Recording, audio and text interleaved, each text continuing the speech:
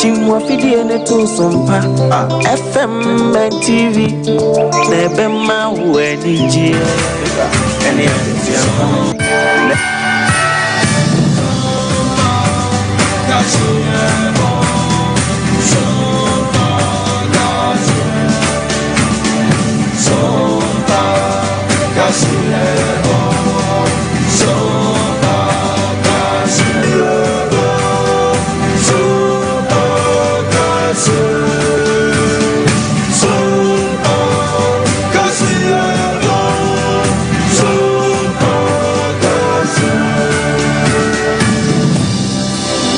Adesimama Promotional enyato ewiadu mienu kasia yensentwerefo anya adaje wo mo adaso ho dae na wanante ho atase amasamufu asore ni nyina mu na edi ani ehwe na edi asonso tie no na awiabre yede somo se Sompa dumienu kasia bo na etwa no ho firi Sompa TV a wonua enam Sompa 90.7 Bono East ne na afa Sompa 93.1 asante mantamu ene baabia fe Sompa 98.9 eno eye bono ahenkuro sunwaye ena hafofo nyina ne Cote d'Ivoire no wono nso efabie TikTok, Facebook ene YouTube bia nso no wonya bo Sompa no a wonua follow na wo like na fe wo sanso a share ama obi anya bi ensama yesonya ye de ba ne bi ene se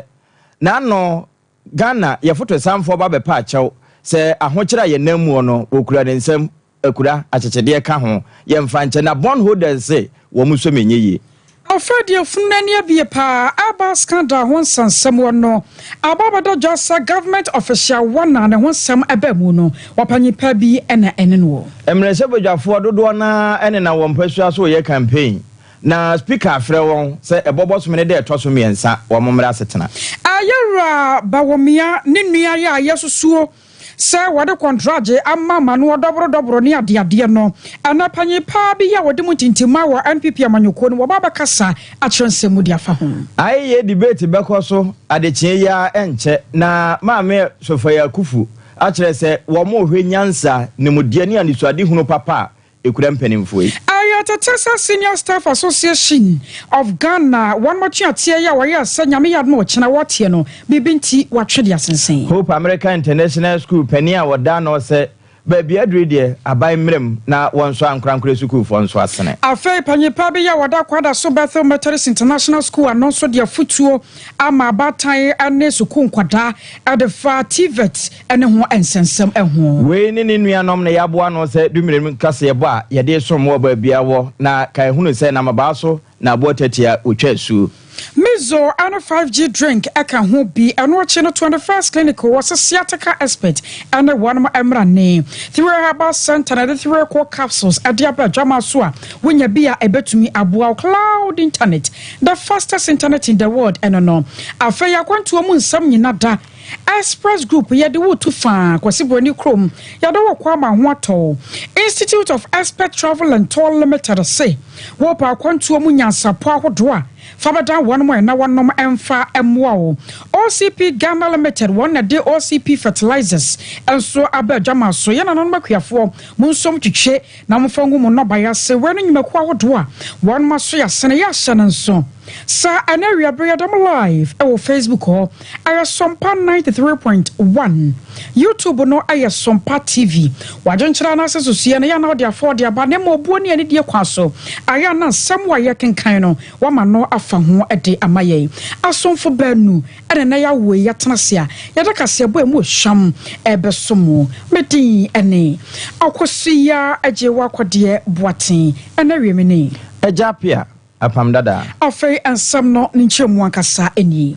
Ansamcho for shamudia bi akoso na dadua ya ewo enkran mantamu we a special prosecutor lawyer kisi ajaben and an ansamcho for akasa ya o cha say Ghana for yemeti say adapa na so na gu abontana fedie efuru na ne abie say ya anya sem ketwama ne nyina no akwa Airbus scandal bia na sentem wo ba ye ye se sikatwetwere die ya akwamuo Ghana mpanyimfo ya won mu di wo man sika no anya sem kuma na fedi de nyame adom so ehwehwemu a won maye no empanyifo bi di apiapiem na ahomecha sam no sakoba se wom ka so mu di tudwa ene o meye yemba hye papa sanse wom di Ghana anim na yeje wom die anim seja anka wom betumi aboa ye ketaze hyepro ye dwurum die ne kankan ye beto ase no sasafo no kora ana won ma hyase a won mo eye bie na ebra lawyer kisi ejabe wakasa no ana wo kire mu sa ehwehwemu no won mo hyase 2020 na nyame adom so efuro no de ne bie ye no edipi noa na apie dwa ya nyame ya dom a wode won mo nyina da edi betudwa compelling that investigations be carried out by relevant Ghanaian authorities to ascertain the identity of the referenced individuals as direct subjects of the investigation for closer scrutiny of their actions, and to determine whether the acts committed in Ghana amount to criminal offenses in Ghana, and whether the acts committed outside Ghana would amount to criminal offenses in Ghana if they were committed in Ghana. Therefore,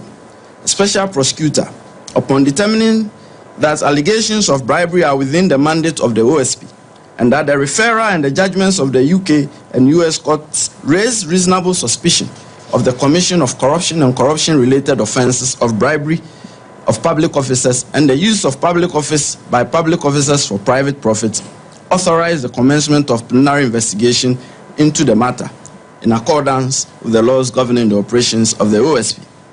Investigation was commenced by the OSP in February 2020. I wasn't the special prosecutor at the time, you know that. But it was concluded in June 2024 when I was the special prosecutor. So from February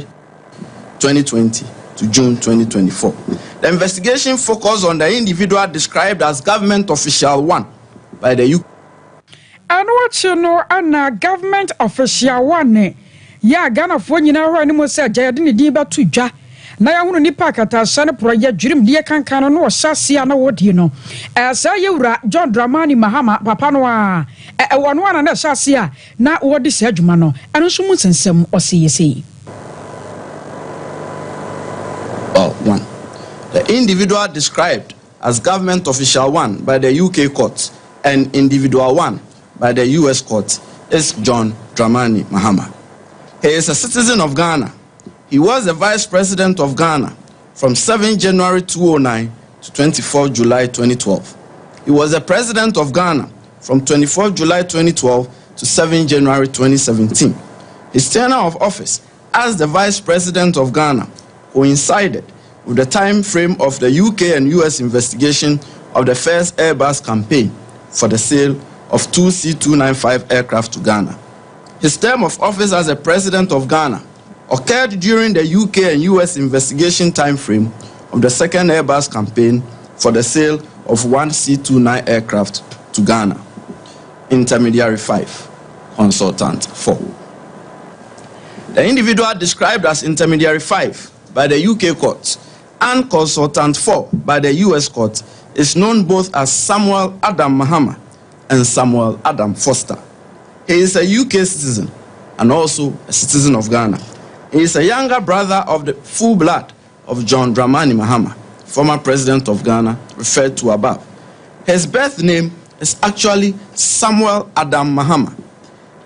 He was adopted from Ghana and taken to the UK in 1972 by a British missionary couple. He assumed the last name of his adopted parents, Foster, at age 9. He lost touch with his Ghanaian family until 1997. Intermediary 6, Consultant 5. The individual described as Intermediary 6 by the UK court and Consultant 5 by the US court is Philip Sean Middlemas. He is a UK citizen. He is an English television and radio actor and businessman. He is a close friend of Samuel Adam Foster. Not just a when wakwa abusuan chemfa no yero John Dramani Mahama wone ne nua enwo sem na no waka no we aye lawyer kisi ajaben special prosecutor. Yefri special prosecutor bi friend special prosecutor de so a yento aso na yenko nsem foforo mu na no Ghana photo samfo yero Ami Adam Mohammed doctor ogina simpie so ekasa kire Ghana fo ewie san pa achaw titru wonoma wonwetire ekokodi Bondholders ekodi baabi na abande ye ne bibi na no wo se how bia wo mo de abro man yemfa nche won na yensam wo so nta wo machi esan se de ba bia aduru no ya tene kona ye ba be yi free enema mu ye na eno ne bondholders for no nso yi ano sese bio o pa obi ani so e ma pata biribiri chi ne wie na aka kire ne se me pa achewa yaw ne de edaso a e wo no ho na wo mo ko enhyemudie no yewra Harry Yamson ene se sa chawpa we no wo mo so menyeye esan se de edi wo mo no kura no won san kan na wia wasan beka se IMF fo ne ma de won sa ekokan wo mo sika enti sa chawpa no won mo nso mu nne enso mu kina. No one can accept a non-apology. It cannot be an apology. I mean, this is essentially asking people to not acknowledge the truth. The truth is that the government is not making good on the amount that it needs to pay to bondholders. The government is not paying those amounts. It is more in default than it is. No, Yewra Harry Yamsona, wano ena bondholders ko nhyiamudie wogina ene wo mo edi nsawoso na wie no anso ho ena Dr. Aduana ne antwi enso de bi ba beto aso a chese no kwasem ni se wo hwe pa sikampa esenka yetua ma wo mo no enye no ne yetua na ya power ni so awie ni akase me pa chaw na se ye ni da ho asombo enti eno nso wo mu so mu a enye yie.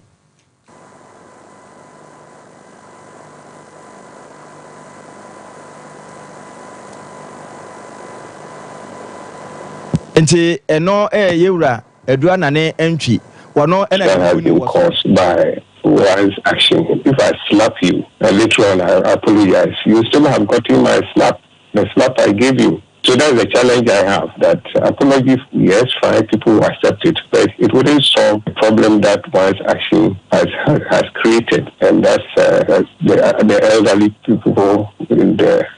can will say that if you do something against somebody, you're likely you have created a sore on the back of someone or whatever. If literally you go and say kuse, it doesn't heal the sore that your action has created. And therefore, when we are doing some of these things, we should be mindful so that we do things that will not create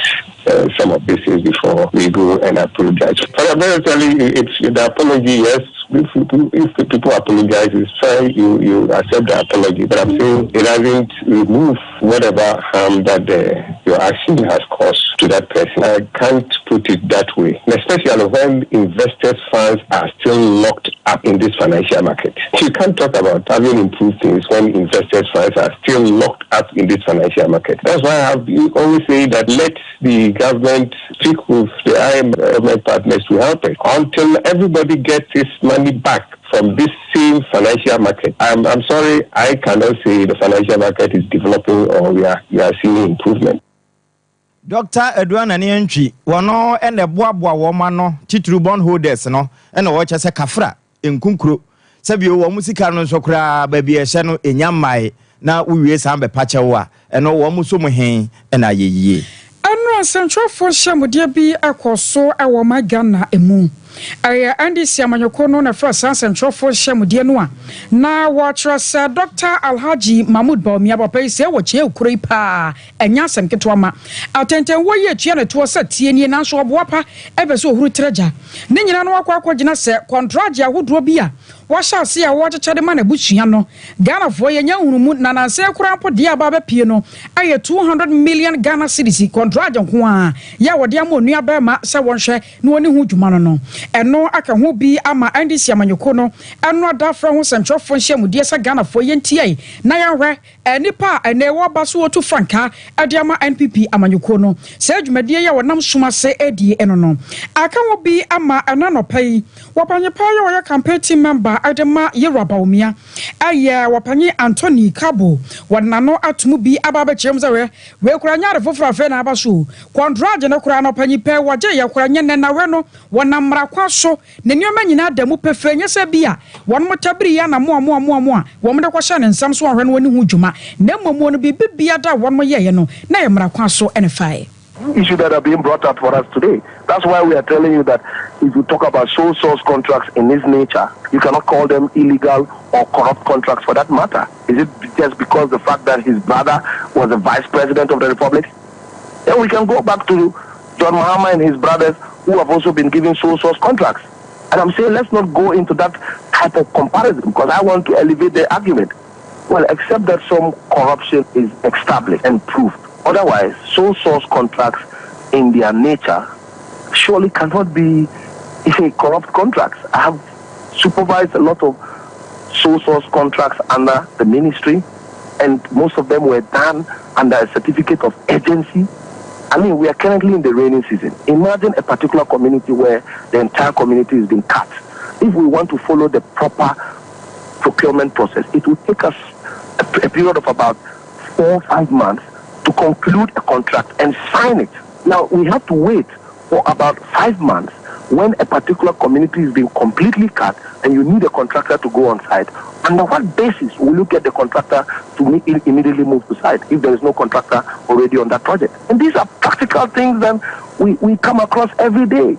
The same media will report a particular community has been cut. They expect government to react. So under that circumstance, you will have the Minister of Roads coming in and actually asking the contractor to move to site. And under that situation, you will want to sole source that particular contract immediately because that contractor needs the contract to be able to mobilize the required finances to get onto the project. So why are a campaign team member Adema Dr. Alhaji Mahmoud Baumia or Anthony Kabo?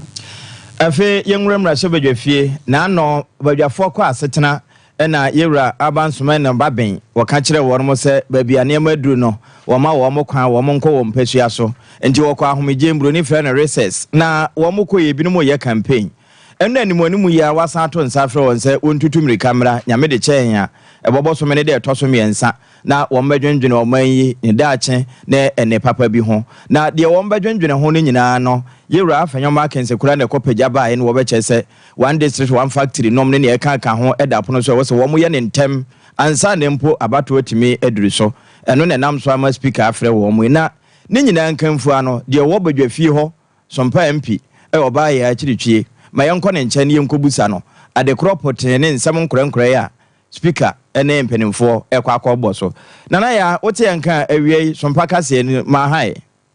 meju so mini abema na badwafi ho bɔkɔ de oba de adum ye ho ye na togwega se de nti na wo frɛ mpenimfo so wo mo nsamre yi mini ama menda wasini akwanya wo de ma me awie yi atiefo bɛka ya na wɔtwene na kwa mienu ntamu ani ɛna mrahye bedwane ba o ma ho ejim sɛ ye bɛya mrahye bedwafo no bɛnya kwan atɔ mu nyuma so wɔ mpesi ahodoɔ ne so nanso ɛndra na yɛnsa kan krata efi Speaker of Parliament Airbus na Kingsford Bogdan na hweye na ɔba amane sɛ ɛyade a majority leader Alexander Fenomakin a petition on Speaker sɛ animuanimu ya wonto ne nsampem na hyebedwafo no momra setena esan sɛ aban ni mamba ko mienu bia ka ho hia animuanimu yi eni nti ommetena na omudi ehu dwuma nanso Speaker ba mane sɛ emergency meeting sese ye die entumi frɛ esan sɛ ukopie mo man Ghana mra hyebedwafi a chamber block no motena mudi omudwuma no omo ye renovation ya ukwa ubehu se temba ni mu ye tutu so a carpenter for e bottom afie ni na ye tutu ya mason for to ties or say wo mu siesie mu se ne be ya non parliament no ye to oba ya betumi akɔtɔ na parliament na wanya bre anunti o hye Ghana for nyina se nyame ya dum a sa petition ya majority leader petition na no die 3 September ana obetumi after na hyebedwafo na ma ba setena na numpo no baby ani breno Speaker amfa ama esan sɛ ɔde kyerɛ enema ba ku bi enkoyie emfa mamra hyebedwani sese ya ɔde kyerɛ sɛ tempo ɔkase ebi a asetena no ɔmo no conference center ni nyina de ɔka ɛna bɛba bɛtɔ ɔman Ghana so ɛnti ɔsɛ sɛ animoni mu anase kutupu we ko ne de eno de o kaso obeya enye ye no mom no da obetumi ya ne 3 September na se de medikan abamane no na Speaker de trese majority leader eni Ghana fo bi boni subo se onu Speaker Airbus man Kingsford. A idea what to international travel over government business. Or see Mukrabia and the woman said, woman said, August Busu be a leadership no eco conference one and 30th July no na a yamase Parliament Emma homeless so said the Bay leadership Benya Pine Apostle conference. No name say ye Wapaye be said, one na be pay and then there was sorry, intimate now to coin in the bank do own to me, speaker sister Yamana, and then I'm a bontin Ghana for a bonus one was rested Nukrabia. Now, one said there was up no more spine. Now, you have begged dear boy, my Ghana. I'm a Ghana 2 One more chance, no more, some begged to move, one more need to move. And what you know, Bladana, not Parliament, the comma home dear I buy yes, or for the business, soon $250 million. Now, what the best for UCG are sending a bayer and in a Mucania, and they said, yeah. Where can say prepaid boy Jeno and Kakos and the Buffum? Nanso, Sabisiano, I don't know Shabba done Snasono. Parliament bought to William, Nashabba upon its own business way, or more my by home crime and for distance of Bisian Dawson. Nanso, Madame Tilly does your own since 19 years. Sabis never almost not what not to be. And she really Nani Yaman and be a car. Madame Tilly the face and who's near any money, Nutino. Yamasa or your recall. Yamu, a way at was a pan, Nebra, when Yamaya Kosoana for any dear trade, the Bifra to be answer and fan come here tea for. Nana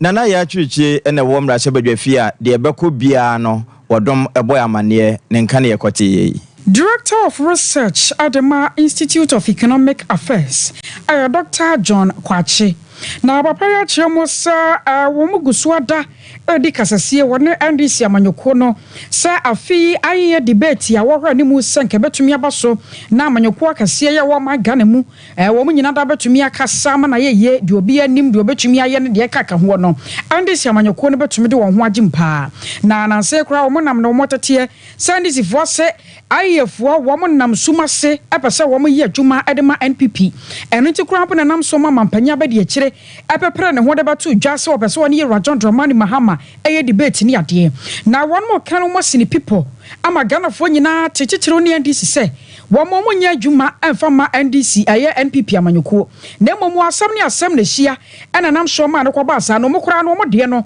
wo mo de kan kura chirei ansa na wo mo tese ma panyina be de chire wo so ba monten so wo hwesa debate bi ebetumi akoso sa enam so ntini one mo srasa NDC amanyoko no keka one mo sane ba ya afi debate one mo hwa ni mu no wo mo so betumi aka ho bi amana wiye. Apparently, because our announcement followed the vice president's call, the current vice president, call for a debate with the NDC candidate. Somehow, the NDC suggested that we were doing the bidding of the MPP. But we issued a rejoinder, denying this and saying that we were following our own program. So if it followed the vice president's call, it was just a mere coincidence. But we must say that since then, we have been engaging with them on the quiet. We don't have to do everything in the media space. We've been engaging with them, and we are hoping that all of them will participate. And watching Ora Malik Basintele, Deputy Communication Officer, the Ma NDC Amanyoko no, also Kasai. Consistent in everything it has done, and I don't see how further engagements on this matter would force the NDC to participate in any debate of this sort. We are not going to debate. We are not going to debate today. We won't debate tomorrow, so long as the 2024 elections is concerned. We feel that there's a lot at stake, and there are two things here. One, we have a man, His Excellency John Dramani Mahama, who has been professing solutions to people who matter, and people who are ready to learn, and people who are willing to listen, because some of these solutions directly affect those persons involved. Then we have another man who still has so many questions to answer. And so we think that even before we speak of a debate, that man, Alhaji Bawumia, should be interested in answering the questions everybody in this country has been asking him. In fact, in a debate, there are only 2 or 3 people who will be given an opportunity to ask questions. But he should hold public forums. There's a time he's supposed to meet 2 media people, and he should focus on doing that. He should engage with 2 media persons. The last time President Mahama met 2 journalists at Kempiski, you were enticed. We were happy with the way he answered all your questions. And a lot of media people were convinced that this is the man we've always wanted, and this is the man who should be president in 2025. President Mahama was in the Upper East region, professing solutions to farmers, professing solutions to unemployed Ghanaians, professing solutions to unemployed NAPCO trainees, professing solutions to unpaid contractors. Those are the people who want to listen to the policies of President Mahama. And we don't think that the debate platform is the only avenue where somebody could churn out his policies or profess his solutions. In other words, debates do not win presidential elections. No. What wins presidential elections is by getting the people convinced with the message you have for them and the solutions you have to their challenges. And we don't think that the debate platform.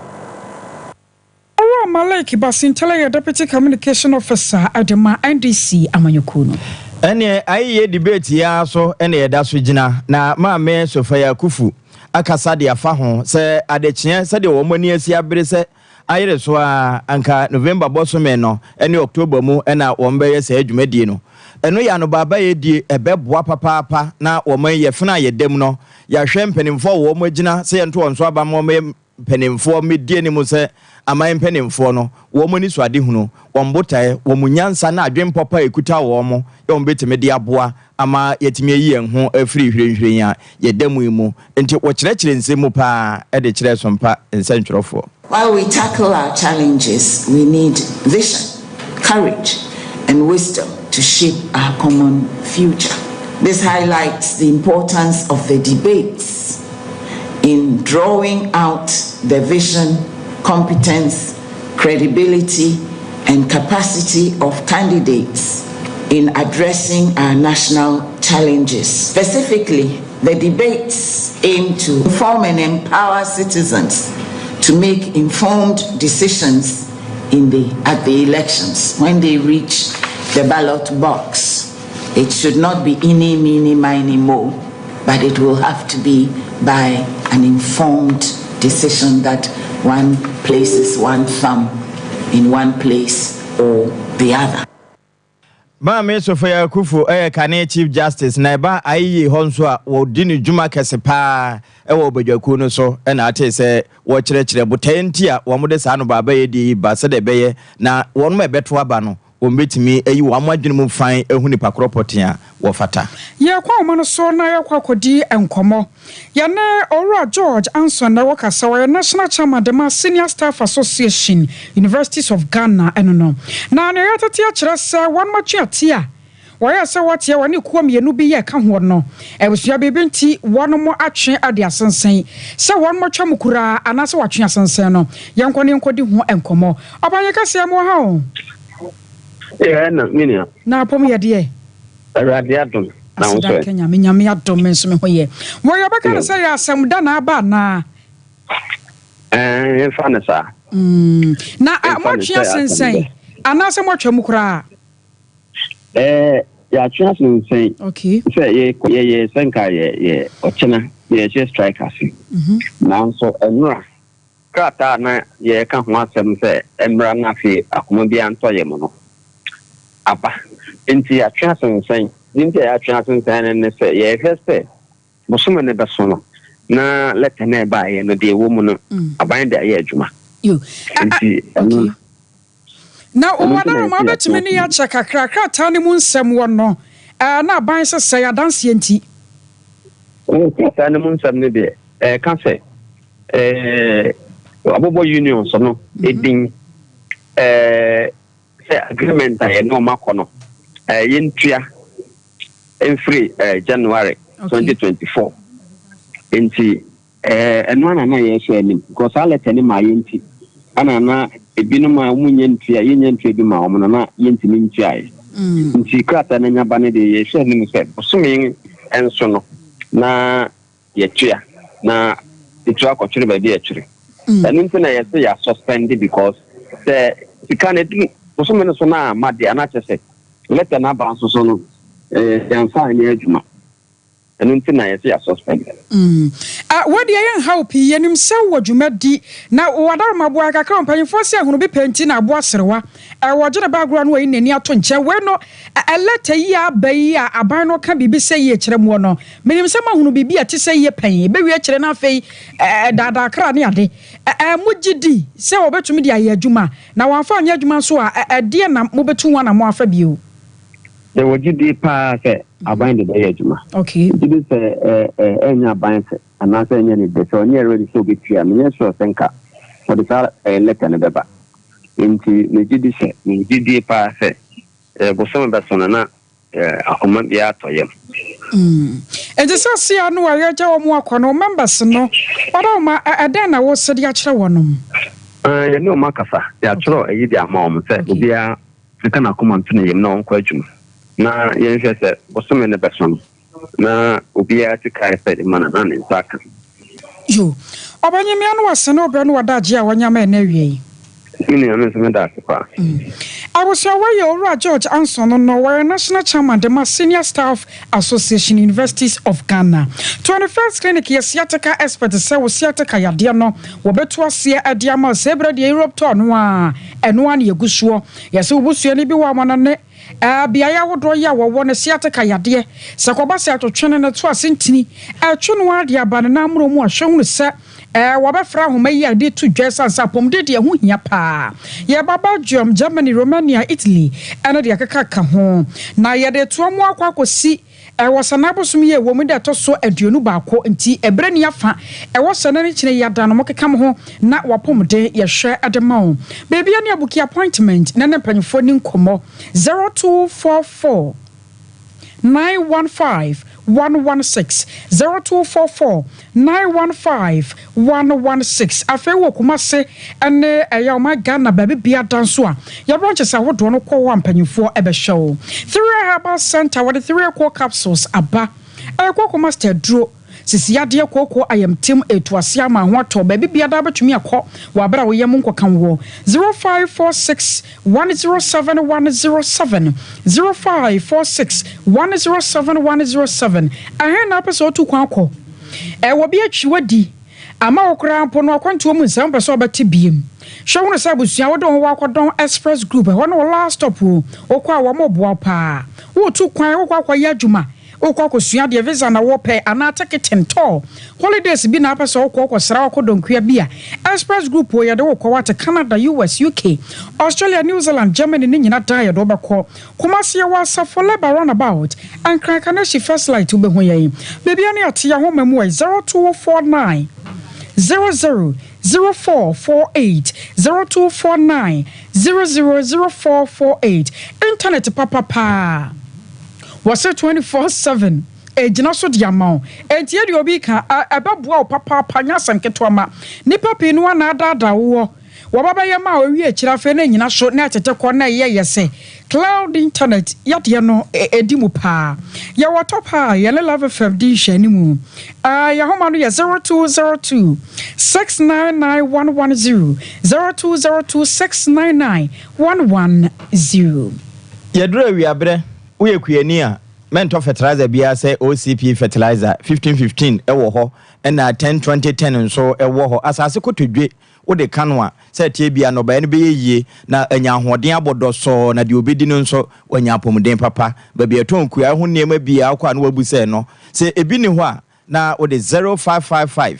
909 437 ama say mfre na womo ensa entimen kabi na enomomwa ema ukuayo no enyina na enyina yie se basa na uton na bibi ba ho a onua travel and see tukwan Institute of Expert Travel and Tour for won na betimi de wakọ won de enim akwantu okwan no na ne safo ansu kura won enti ukosua de ana wokọ ensrahwe ebi akọpa adwuma na ayo 0504 694 209 sana 0539899915 na wafrɛ wɔn da romanti wonua yɛna yɛ hompemizo bi nom na no achi no de aka akyire yɛmfa mmerɛ 21st clinic aye sciatica expert sciatica no o nerves na wo to ase na fa wo siremu na fa wo nansia besi ase ho no se ho techima eno ene ye fa ne sciatica na etimi bubu o to ase ka wo se dwe wo sirem wo je ho ba bia enye na eno na 21st clinic ba ye adwuma pa wo mu ye ntia baso bo ma gye ne wo Ghana ha ene amono ne enya asem ketewa Womuji international awards ahodo womuji local awards ahodo na anu nso na womu be the only sciatica research and treatment center in Africa bibrim hano ebi ni baby agi se 21st clinic nkoa womu de bibiduro ene besa o yare no masa de machine aka ho eyayare sabia yare bia wutimi de ko ne mama ade ba ko a woma gidi womu pa no eye sciatica ena stroke nso de kwa diabetes ne hypertension ne ade Ghana ha baby a womu ho 0540 311 311 0540 311 311. There's a 21st clinic. Woman is sciatica expert.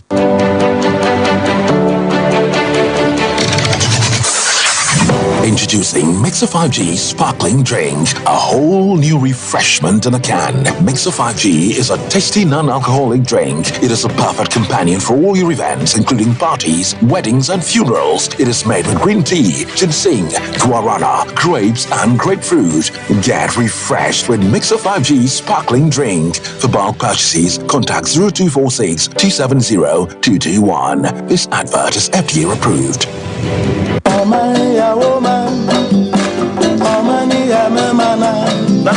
Afuye afuye na saduru hobi mu enti wo dwedwe fertilizer afiwe uba yusu ana esanse afra se fertilizer woto ye amwa wo no na ma wadwuma no anyina eto ape onobaye no antumi anyini na nso do so e ma woboka ani atumda fertilizer papa abadwa so de eno ane OCP fertilizer egumu ahodo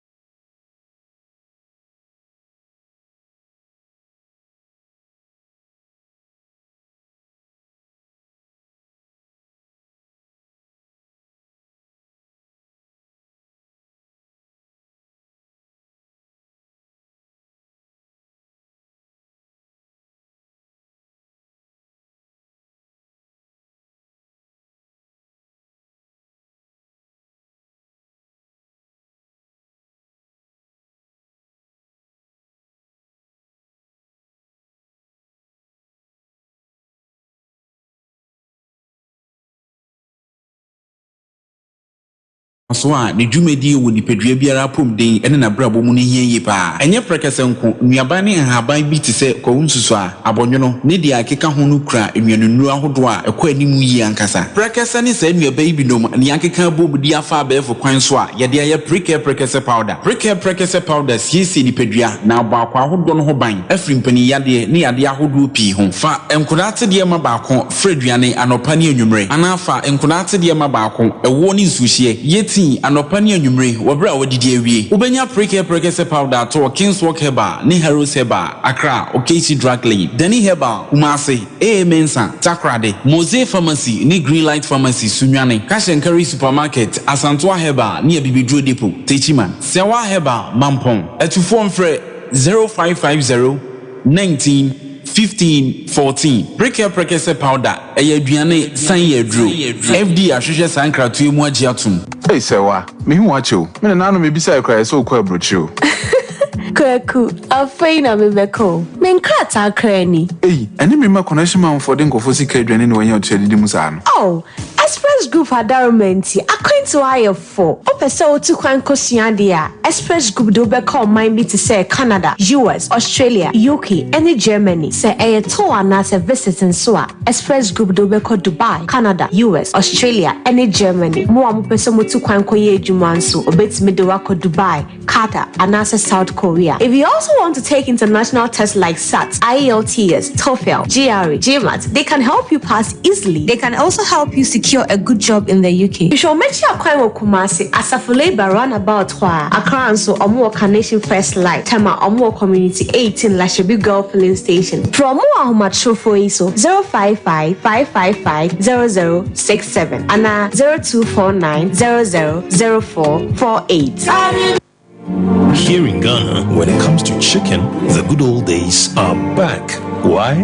Because Boris B's Chicken, BBC, is here. Yep, give your family and loved ones Boris B's Chicken. Fresh, tasty, delicious. Boris B's Chicken is produced right here in Ghana by our cherished poultry farmers with support from the Ministry of Agric. Get whole frozen chicken, gizzard, chicken feet, chicken neck, and chicken liver for those special family meals, buffets, picnics, funerals, and all restaurants. Get Boris B's Chicken. It's halal, so everybody can enjoy. Wherever you are, call Boris B's Farms hotline 05-444-444-53. Ask for our branch that is closest to you and come get your chicken. Boris B's Chicken, BBC, proudly a Fiakoko.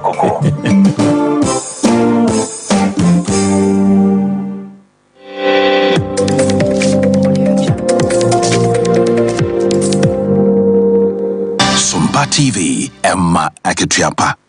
No Cretrodo Emma Aketiapa ampa. Yantoa so na yemfa kase no Emma wa medoko atwemanwa bieja Hope America International School eni America e Ghana haya yewra taboaten ene headmaster of the school ya no na wono mo ye wo modwumadi a afibia wono mo ye bra enkoda no ebinumu free class 1 akotu nom ne ade ne yesabo wo mabaso ene mpanimfo kotwehia ho no de asembi tu wo monim se uhwe baabi a Ghana ya boy ebre adri ne se de suku a ya nkura suku siboa ma woman yenya kyerkyerefo anesefo adokotafo ene fofo no nyina no ebehia se aban betwe nani na wahwe wo mo titru ene wo ba sesa wodidi dwuma ene akande ahodo eboa ema adesuapa etime koso wodwumadi yase no papa biebie nsanso pa na yensa ntwerofo nso wo motase tu wo mo fode bia no ye mo fra TV hwe na doso game computer game jani nanom phones da hokra na mo fra afa na wo mo edi game mo di agro sebi enti e be stress mo fra bia mo mfa mo book mo mfa mo ngoma se TV na wo be hwe kra enye educative program ana se bia sebi eye adesua nyansa ebe boa ewo adesua nti mo fra mo ntena fie eni agro MPP afi bia ye de achopa ema ban no ezan se ya ankra school for the aban se wona wati school enti waso aware ato prete enti sebio ayese aban be so ya sin kakra ewo materials teaching and learning materials teachers resource books and in nema everboa addition as I say ankran for no what in the school no this one na better na so school fees are for ntimi ntua kwan be na school be fa agina and enya wo mo a stakeholders a wo be so school no mu a aya na e dey my pa and e be stress a wo for any mo aka ni na eyan kantra ban mo ene aban kasa na on support your private schools no so na ye na aka ho ne bo Ghana. Owura taboaten na headmaster Edema Hope America International School ye wo atwemanwa bieja na ewie no kwankyerefo hwe nwumasua so Ewura Frank duaboaten enso kasai no wochese we de awofomfo ho nyimpa mo aboso no wonta wo no machi na afi wono nso eka bi ebem na kakra wo ho nso no ya wo mo ankra school no ewie no wo side atwato wo kra se edu se ma me wo kodwo mu afa abakọ na wo toto makese ene ne eka ho no ye ma won sesa na akura no nso hunu mu ebasa eboa pa ma wo ma desua no won kontabu nso ekọ animu fakim pa mienu ene ye friend arithmetic aye nkonta na fe so betimi akenkan no watimi so atro se ne be ya awofo so betimi abo mo kwala no ewufie na ya nentity na nye school die nko a se kam biti se arithmetic kotime bua kwala no ofie aye nkontabuo even aduane a wono akra timi ma ne be o se we the tomatoes mafa tomatoes se o se mafa ba ko e de ba ko ka ho a se na mafa o se mafa mienu ya desi oh eti sanya market no ye betime de aboa kwala no so e ofie ɛno nti yɛwura adubu aten a ɔyɛ kwankyerɛfoɔ hwɛ nwoma asua soɔ ɛwɔ atwema ne naafa na ate sɛ na wɔkasa no nkora no nso ho na ayɛ fɛ da kyɛ kandifoɔ nti wowɔ mmoa bi a onua na ade aboa wɔn na wɔn da akye ayɛ fɛ.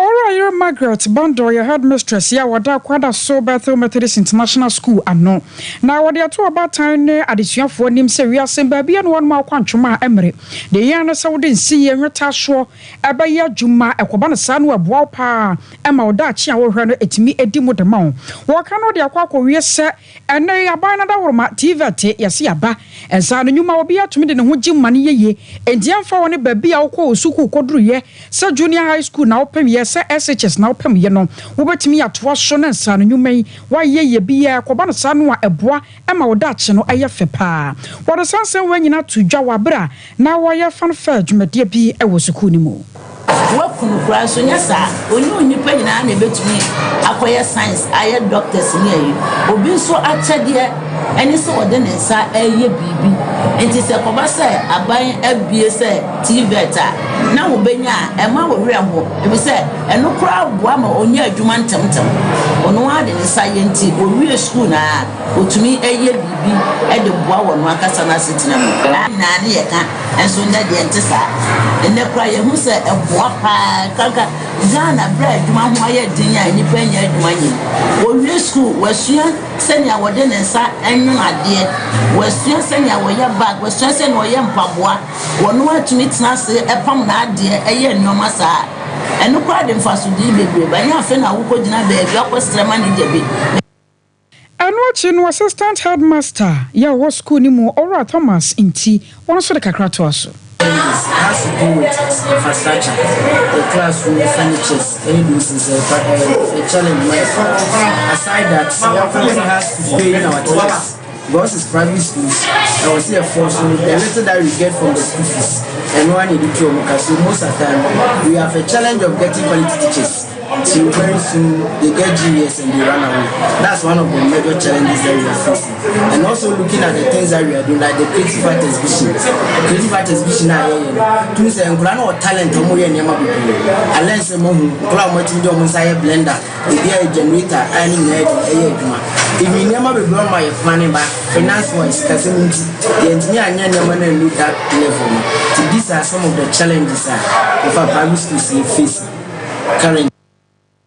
I was your way a assistant headmaster your Bethel International School and watching Ora Sebastian Darko, one year director of creative arts, yeah, Bethel Methodist International School, a more quadra so one so kakra. Private schools is with my family. It's immediate, we say a year.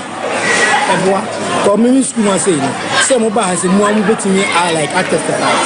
Me, the name of my young Yakran, it's my car movie. It's my generator or school. Much as I blender